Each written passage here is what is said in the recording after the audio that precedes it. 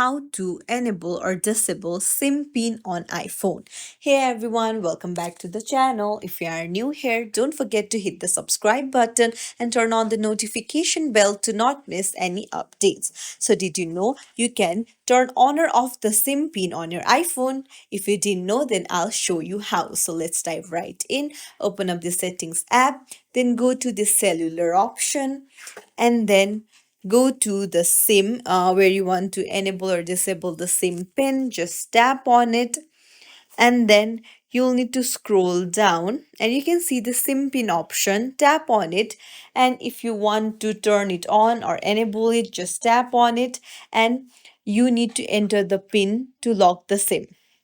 However, if you don't want it, then you can just come back and then just tap on it to toggle it off.